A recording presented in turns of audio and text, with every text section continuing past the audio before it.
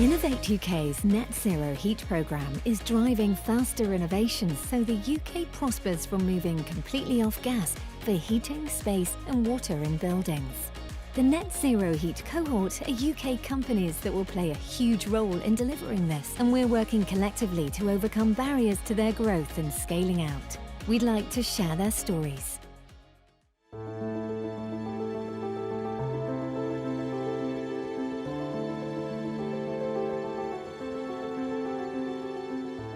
The company was the idea of my father, who'd worked for 27 years in the Royal Navy and Admiralty research laboratories, and he had an idea to use his expertise in ultrasound to develop something for ships which would enable them to be more safe.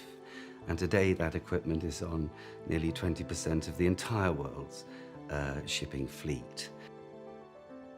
During COVID-19, the government reached out to UK industry and in its sense UK science to ask it what it could do to support the pandemic.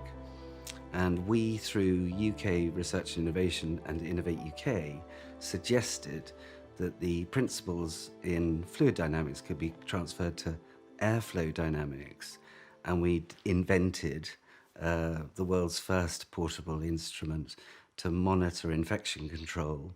The Portascanner AIRTIGHT evolved from the original instrument, which was the Portascanner COVID-19.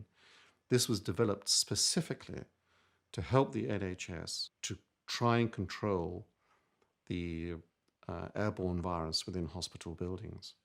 So we're looking at spotting leaks in buildings, detecting where they are and quantifying them. And that's a really key problem, I think, if we're trying to achieve net zero, because so much energy is lost through heating homes.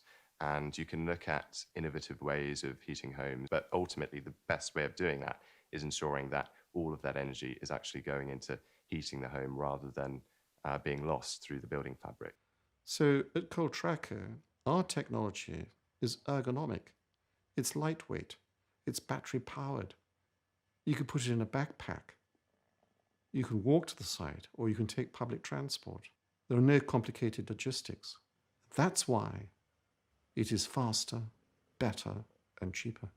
The eureka moment was realizing that we could look at anywhere from Canary Wharf to one of its largest skyscrapers and see that we could test that permanently, if need be, but certainly as part of an overall engineering approach to net zero, through to Buckingham Palace or a normal residence or a clean room, a laboratory.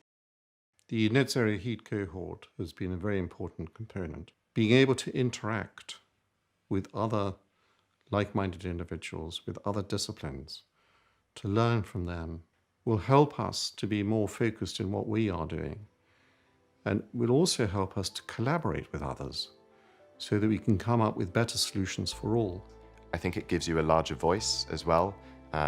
Just one small company trying to speak about issues can be powerful, but if you have others who are like-minded, then it increases that. So I'd say that by us being part of that net zero cohort, it showed that government and UK science, UK industry can share our national objective and put together all of the frameworks required to achieve those things. So I think it's remarkable. And again, I'm very, very grateful.